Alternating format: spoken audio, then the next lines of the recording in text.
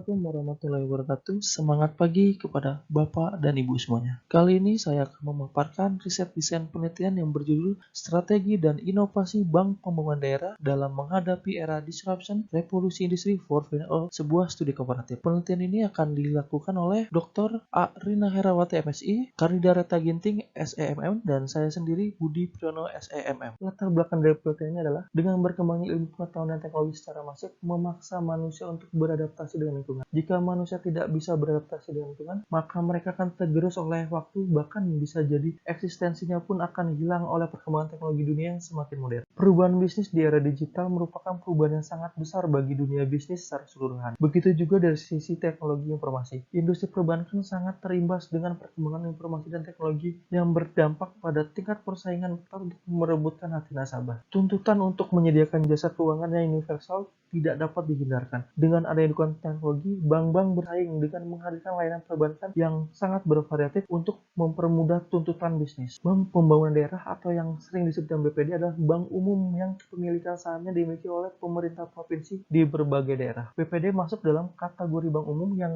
disebut sebagai BPD karena ditujukan sebagai mitra kerja pemerintah provinsi yang turut mendukung program kerja pemerintah yang membutuhkan layanan jasa keuangan dan perbankan. BPD juga berperan serta dalam memperkenalkan masyarakat yang tidak terjangkau oleh bank konvensional agar lebih bankable. Banyak BPD yang sudah memiliki produk-produk perbankan berbasis teknologi informasi seperti M-Banking dan Internet Banking. Ada juga BPD yang memiliki produk smart card yang berfungsi sebagai uang elektronik. Ada juga BPD yang menerbitkan kartu kredit walaupun memang masih sebatas co-branding dengan bank yang sudah memiliki kartu kredit. Namun jika dilihat, BPD harus terus melakukan upaya yang maksimal dalam mengejar ketertinggalannya dalam sisi inovasi produk dan layanan serta strategi yang harus dilakukan di tengah gempuran bank konvensional yang mulai merambah daerah-daerah serta pinjaman online yang semakin memudahkan masyarakat dalam memperoleh pinjaman. Dengan adanya penelitian ini diharapkan BPD dapat melakukan strategi yang tepat serta terus meningkatkan inovasi di tengah perkembangan teknologi dan informasi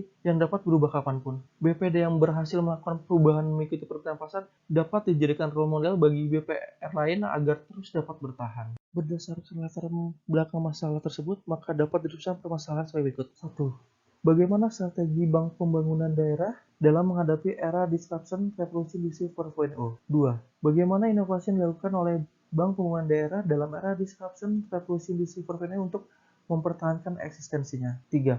Bagaimana kebijakan Bank Pembangunan Daerah dalam mengatasi kendala strategi dan inovasi dalam menghadapi era disruption revolusi industri 4.0. Tujuan dari penelitian ini adalah: pertama, mengidentifikasi faktor-faktor yang dilakukan Bank Pembangunan Daerah guna menghadapi era disruption revolusi industri 4.0. 2. Menganalisis sejauh mana inovasi yang sudah dilakukan oleh Bank Pembangunan Daerah dalam mempertahankan eksistensinya di era disruption revolusi industri 4.0. 3. Memberikan saran kepada Bank Pembangunan Daerah untuk meningkatkan inovasi yang tepat untuk digunakan bagi Bank Pembangunan Daerah. Menurut Sondang Siaga, strategi adalah cara yang terbaik dalam mempergunakan dana, daya, dan tenaga yang tersedia sesuai dengan tuntutan perubahan lingkungan. Dalam Undang-Undang Nomor 13 Tahun 1962, BPD didirikan dengan tujuan untuk membantu melaksanakan pembangunan daerah yang merata ke seluruh daerah di Indonesia. Menurut Avanti Fontana, inovasi sebagai keberhasilan ekonomi berkat adanya pengenalan cara baru atau kombinasi baru dari cara-cara lama dalam mentransformasi input menjadi output yang menghasilkan perubahan besar atau drastis dalam perbandingan antara nilai guna yang dipersepsikan oleh konsumen atas manfaat suatu produk dan harga yang ditetapkan oleh produsen. Menurut Rena Kasali, disruption terjadi secara kait-mengait dalam banyak bidang kehidupan, baik pemerintahan, politik, dunia hiburan maupun sosial.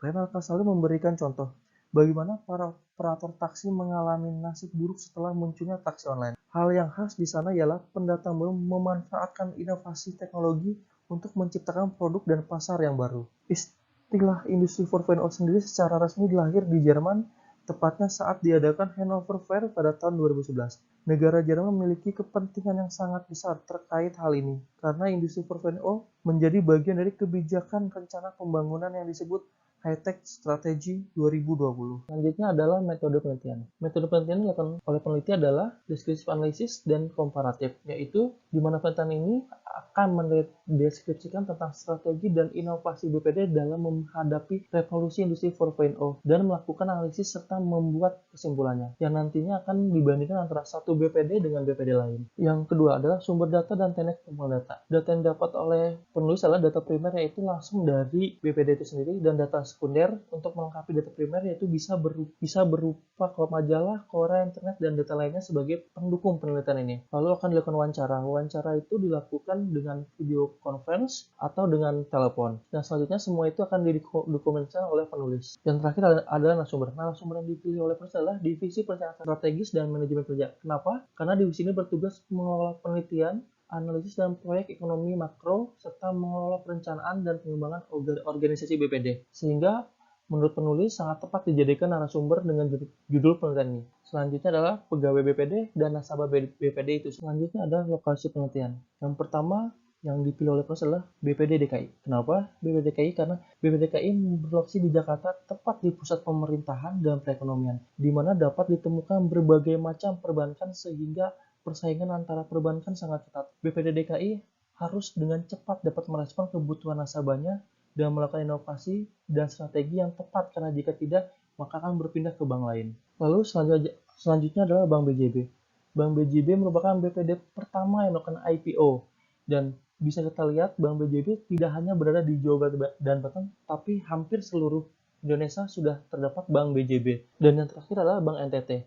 BPD NTT merupakan BPD yang berada di wilayah timur Indonesia, di mana masih banyak masyarakat yang belum bankable. Strategi dan inovasi yang dilakukan pun harus tepat. Selain banyak masyarakat yang belum bankable, masih banyak juga masyarakat yang belum terjamah oleh teknologi. Dan yang terakhir adalah teknis analisis data. Dalam penulisan penelitian ini, penulis menggunakan model interaktif analisis Miles dan Huberman. Di sini dalam gambar tersebut dapat kita lihat, pertama kita akan mengumpulkan data, lalu data itu akan disajikan, nanti akan direduksi, nanti yang setelah itu kita akan dapat menarik kesimpulan dari penelitian tersebut. Demikian di riset desain yang dapat kami sampaikan. Atas kurang lebihnya saya ucapkan terima kasih. Wassalamualaikum warahmatullahi wabarakatuh.